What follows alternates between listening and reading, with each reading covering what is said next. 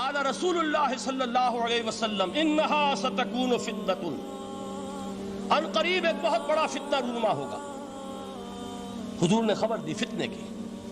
حضرت علی فرماتے اس پر میں نے عرض کیا، میں نے عرض کیا مل مخرج منہا یا رسول اللہ، اے اللہ کے رسول اس سے نکلنے کا راستہ کون سا ہوگا؟ دیکھیے یہ لکھا ہوا ایگزٹ، نکلنے کا راستہ۔ اور عام طور پر آپ نے دیکھا ہوگا بڑے ہالز میں یہ سرخ روشنی ہوتی ہے، اس میں اس کا اہتمام کیا جاتا ہے کہ اگر خدا نہ خواستہ کوئی حادثہ ہو جائے لوگوں کو معلوم ہو نکلنے کا راستہ کون سا، یہ مخرج ہے۔ حضور نے خبر دی کہ فتنہ ہوگا۔ تو دیکھیے میں ایک بات عرض کیا کرتا ہوں، ذرا توجہ کیجئے، ہمارا حال کیا ہے؟ ہم بڑے ریشنلسٹ قسم کے لوگ ہیں، یہ زمانہ ریشنلزم کا ہے۔ اگر ہم ہوتے تو کیا پوچھتے؟ وہ فتنہ کیا ہوگا، کیوں ہوگا، کہاں سے آئے گا؟ ہمارے سوال یہ ہوتے ہیں، کب آئے گا، کیوں، کہاں، کب، کیسے؟ ان سب کی حیثیت علمی سوالات کی ہے۔ بھائی کب آئے گا ایک علم ہے، کیسے آئے گا علم ہے، کہاں سے آئے گا علم ہے، لیکن اصل جو عملی اعتبار سے اہمیت والی شے ہے، بچاؤ کا راستہ کون سا ہوگا محمد الرسول اللہ، یہ بتائیے ہم۔ مل مخرج منہا یا رسول اللہ، حضرت علی نے یہ نہیں پوچھا فتنہ کیا ہوگا، کہاں سے آئے گا حضور، کیوں آ جائے گا، کب آ جائے گا، نہیں، مل مخرج منہا یا رسول اللہ، اے اللہ کے رسول یہ بتائیے کہ جب وہ فتنہ رونما ہوگا تو نکلنے کا راستہ کون سا؟ اس کا جواب ہے، ارشاد فرمایا محمد رسول اللہ نے، کتاب اللہ، اللہ کی کتاب ہے وہ مخرج، یہ کتاب ہے کہ جس کو تھامو گے تو فتنوں سے محفوظ رہو گے۔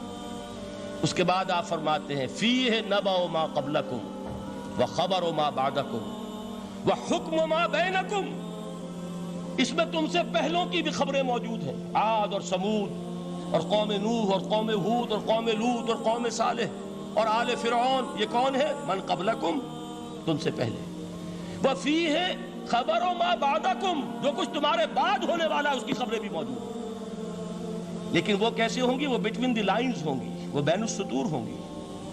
ان کے لیے انسان کو، آپ کو معلوم ہے کہ عبارت میں سطور ہوتی ہیں اور ایک درمیان میں ہوتا ہے، ان کے کچھ لکھا ہوا نہیں ہوتا۔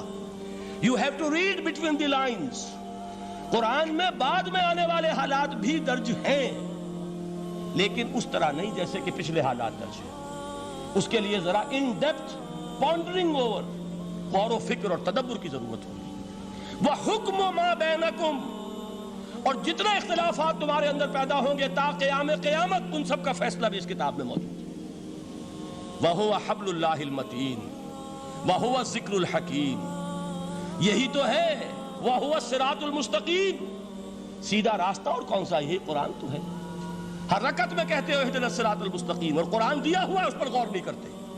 عجیب تماشا ہے ہمارا، نماز کی ہر رکعت میں اهْدِنَا الصِّرَاطَ الْمُسْتَقِيمُ، اور حضور فرمایا وَهُوَ الصِّرَاطُ الْمُسْتَقِيمُ، صراط مستقیم یہ قرآن ہی تو ہے، الذکر الحکیم یہ قرآن ہی تو ہے، وَهُوَ حَبْلُ اللَّهِ الْمَتِينُ، اور یہی ہے اللہ کی مضبوط رسی۔ آپ نے قاری صاحب سے وہ آیات سنی سورہ آل عمران کی، وَاعْتَصِمُوا بِحَبْلِ اللَّهِ جَمِيعًا وَلَا تَفَرَّقُوا، اللہ کی رسی کو مضبوطی سے مل جل کر تھامو اور تفرقے میں مبتلا نہ ہو۔ تفرقہ ہوگا تو کیا ہوگا؟ تمہاری ہوا اکھڑ جائے گی۔ آج آپ کو معلوم ہے دول عرب اگر یہ یکجا ہو جائیں، ایک دن کے لیے اسرائیل قائم نہیں رہ سکتا، امریکہ نہیں، امریکہ کا باپ اسے قائم نہیں رکھ سکتا۔ اگر امت عرب ہی جمع ہو جائے، عالم اسلام تو بڑی شے ہے، جو وسائل ان کے پاس ہیں، جو اللہ تعالیٰ نے ان کو نعمتیں عطا فرمائی ہیں، لیکن افتراق، انتشار، اختلاف، جتھے بندی، گروہ بندی، دھڑے بندی، اس نے اسرائیل کا خنجر ان کے سینے میں پیوست کیا۔ اس لیے کہ فَتَذْهَبَ رِيحُكُمْ، اگر تم اختلاف کرو گے تو تمہاری ہوا اکھڑ جائے گی، آج وہ ہوا اکھڑ چکی ہے۔ تو فرمایا وَاعْتَصِمُوا بِحَبْلِ اللَّهِ جَمِيعًا وَلَا تَفَرَّقُوا، اللہ کی رسی کو مضبوطی کے ساتھ مل جل کر تھامو اور تفرقے میں مت پڑو۔ حضور فرما رہے ہیں وہ اللہ کی رسی کون سی؟ ہوا حبل اللہ المتین، یہی قرآن ہے اللہ کی مضبوط رسی۔ علامہ اقبال نے کیا خوب کہا ہے، علامہ اقبال نے قرآن اور حدیث کے حقائق کو جس طریقے سے اشعار کا جامع پہنایا ہے، وہ تو خود کہتے ہیں گوہر دریائے قرآن سفتام، میں نے قرآن مجید کے دریا سے موتی نکال کر اپنے اشعار کے اندر میں نے چن دیے ہیں، میرا کام اور کچھ نہیں ہے۔ موتی کوئی بھی غواص پیدا نہیں کرتا، دریا کی گہرائی سے نکال لاتا ہے۔ یہ میری حکمت نہیں ہے جو میرے اشعار میں ہے، یہ میں نے قرآن مجید کے دریا میں غوطہ زنی کر کے اس سے یہ موتی نکالی، گوہر دریائے قرآن سفتام۔ اب دیکھیے اسی حدیث کے اس ٹکڑے کو کیسے شعر میں لائے ہیں۔ از یک آئینی مسلمان زندہ است، پے کرے ملت سے قرآن زندہ ہست۔ مسلمان کی زندگی تو ایک آئین کے بدولت ہے، یہ آئین قرآن۔ جو کہا تھا کبھی قائد اعظم مرحوم نے، جب پوچھا گیا تھا کہ آپ کے پاکستان کا دستور کیا ہوگا، کیا فرمایا تھا یاد کیجئے کہ ہمیں کسی نئے دستور کی ضرورت نہیں، ہمارا دستور 1400 برس پہلے طے ہو چکا ہے۔ یہ ہماری بدقسمتی ہے جو کچھ کہا تھا قائد اعظم نے کہ God has given us a golden opportunity to prove our worth as architects of a new state, and let it not be said that we didn't prove equal to the task۔ میں معذرت کے ساتھ عرض کروں گا حضرت کہ واقعہ یہ ہے کہ ہم اس کے equal to the task ثابت نہیں ہوئے۔ قائد اعظم کا دیا ہوا پاکستان آج دنیا میں موجود نہیں ہے، اس کا ایک حصہ اپنے نام سے دستبردار ہو کر بنگلہ دیش بن چکا ہے، اس نے اپنی تاریخ کو خیر بات کہہ دیا ہے۔ حالانکہ مسلم لیگ کی جنم بھومی ڈھاکہ ہے، 1906 میں ڈھاکہ میں مسلم لیگ نے جنم لیا تھا، اور اگر وہ صرف ہم سے علیحدہ ہوتا یا گہرا صدمہ ہوتا، لیکن یہ کہ اس نے جب نام بدلا ہے در حقیقت اس نے اپنے تاریخ سے اپنے پس منظر سے استعفیٰ دیا۔ یہ ہمارا دوہرا ہمارے لیے صدمے کی بات ہے۔ کیا 2 یمن موجود نہیں ہیں؟ ان میں سے کوئی ایک بھی اپنا نام چھوڑنے کو تیار ہوگا؟ کیا 2 جرمنی دنیا میں موجود نہیں ہیں؟ کوئی ایک بھی ان میں سے اپنا نام چھوڑے گا؟ کیا 2 کوریا نہیں ہیں؟ 2 ویتنام نہیں ہیں؟ تو کیا 2 پاکستان نہیں ہو سکتے تھے؟ ہو سکتے تھے۔ میں یہ کہا کرتا ہوں کہ یہ گہرا صدمہ ہے علیحدگی، اور دوہرا صدمہ ہے، اور اس سے کہیں زیادہ بڑا کہ انہوں نے اپنا نام بدل دیا، اپنی آئیڈینٹی چینج کر دی، انہوں نے وہ نام اپنے ماتھے سے اتار کر خلیج بنگال کے اندر دبو دیا۔ یہ بہت بڑی سزا ہے جو ہمیں ملی ہے۔ کیوں ملی ہے؟ کہ ہم نے 25 برس تک اس جس کو کہا تھا کہ وہ ہمارا آئین ہے، اس کو آئین نہیں بنایا۔ ہم نے دنیا کے سامنے جھولیاں پساری، ہم نے طرح طرح کے نظاموں کو آزمایا، لیکن اس قرآن کی طرف پیش قدمی نہیں کی۔ اللہ تعالیٰ ڈھیل دیتا ہے لیکن سزا بھی بہت سخت ہوتی ہے۔ ان بطش ربک لشدید، وہ ہم پر کوڑا برسا ہے۔ تاریخ انسانی کی عظیم ترین شکستوں میں سے ایک شکست ہے کہ جو ہمارے ماتھے پر کلنک کے ٹیکے کی طرح موجود ہے۔ اللہ کرے کہ آئندہ یہ تاریخ اپنے آپ کو نہ دہرائے، لیکن میں عرض کر دیتا ہوں آپ سے، جو ہمارے لچھن ہیں، جو ہمارا طرز عمل ہے، جو ہمارے لیل و نہار ہیں، جو ہمارا انداز ہے، اللہ کے دین کا استہزاء اور تمسخر، جس طرح اللہ کے ساتھ مذاق ہم کر رہے ہیں، اس کا شاید اس سے بھی کہیں زیادہ برا نتیجہ نکلے۔ اللہ مجھے اور آپ کو اور ارض مقدس پاکستان کو اس انجام سے بچائے، لیکن اس کے لیے کام کرنا ہوگا۔ صرف کہنے سے بات نہیں بنے گی، کمر کسنی ہوگی، ہمت جو ہے پھر انسان کو اثر نو، ایک نئی تعمیر، ایک عزم، ایک ہاتھ میں قرآن اور ایک میں تلوار لے کر یہ امت پھر دوبارہ میدان میں آئے۔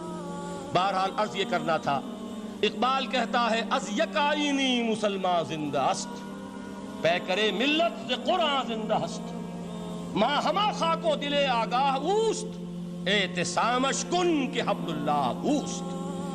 تامو اس کو مضبوطی کے ساتھ، حبل اللہ یہی قرآن ہے۔ یہ یک آئینی اور پیکر قرآن کی زندگی، پیکر ملت کی زندگی جو ہے اس قرآن کی بدولت ہے۔ تو حضور نے کیا فرمایا؟ فتنے سے بچنے کا راستہ کون سا ہے؟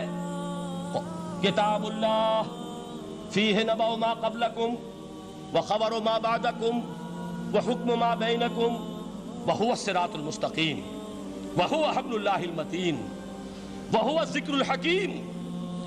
ایک 3 جملے اور سن لیجئے۔ هو الذی لا یشبع منہ العلماء ولا یخلق عن کثرت الرد۔ یہ قرآن وہ شے ہے جس سے اہل علم کبھی سیر نہ ہو سکیں گے۔ ولا تنقضی عجائبہ، اس کے عجائب کبھی ختم نہیں ہوں گے۔ یہ ہیروں کی وہ کان نہیں ہے کہ جو کبھی خالی ہو جائے کہ سارے ہیرے نکل چکے ہیں، اب مزید ہیرے نہیں ہیں، نہیں، علم اور حکمت کے ہیرے اور ہدایت اور حکمت کے موتی اس میں سے ابد الآباد تک نکلتے رہیں گے۔ ضرورت صرف کھودنے کی ہے۔ میں نے وہ لفظ استعمال کیا تھا، آج کا قرآن کھودنا ہوگا، آج کی ہدایت اس قرآن سے نکالنی ہوگی۔ قرآن جب نازل ہوا آن دی سرفیس، بالکل ظاہر وہ تھی اس کی ہدایت جو اس دور کے لیے ضروری تھی۔ ہمیشہ کی ہدایت اس کے اندر رکھ دی گئی ہے، اس میں مضمر ہے، اس میں چھپی ہوئی ہے، اس کے لیے تدبر کی ضرورت ہے۔ کتاب انزلناہ الیک مبارک لِيَدَّبَّرُوا آیَاتِهِ وَلِيَتَذَكَّرَ أُولُو الْأَلْبَابِ، لوگ تدبر کریں، اس کی گہرائیوں کے اندر غوطہ زنی کریں۔ لا تنقضی عجائبہ، اس کے عجائب کبھی ختم نہیں ہوں گے۔ ولا یشبع منہ العلماء، اہل علم کبھی اس سے سیر نہیں ہوں گے۔ آپ کو سخت بھوک لگی ہوتی ہے اور کھانا کھانے کے تھوڑی دیر کے بعد اب آپ کا ہاتھ رک جاتا ہے، سیر ہو گئے، بہترین کھانا ہے لیکن نہیں کھا سکتے۔ اگر عام حالات میں وہ آتا تو کبھی نہ چھوڑتے، لیکن اب وہ آپ کا میزبان کہہ رہا کچھ اور لیجئے، تناول فرمائیے ذرا یہ بھائی نہیں میں اب بھر چکا، یہ آپ کہتے ہیں کہ نہیں؟ حضور فرمایا یہ قرآن وہ شے نہیں ہے جس سے اہل علم کبھی سیر ہو سکے، ان کی پیاس بڑھتی چلی جائے گی، ان کے اندر quest of knowledge, search for wisdom بڑھتی چلی جائے، کبھی بھی انسان یہ محسوس نہیں کرے گا کہ مجھے جو لینا تھا میں لے چکا، بلکہ یہ کہ جیسے جیسے قدم آگے بڑھیں گے تہذیب کے، تمدن کے، علم کے، اتنے ہی قرآن جو ہے وہ آگے بڑھتا چلا جائے گا ہر دور کی رہنمائی کے لیے۔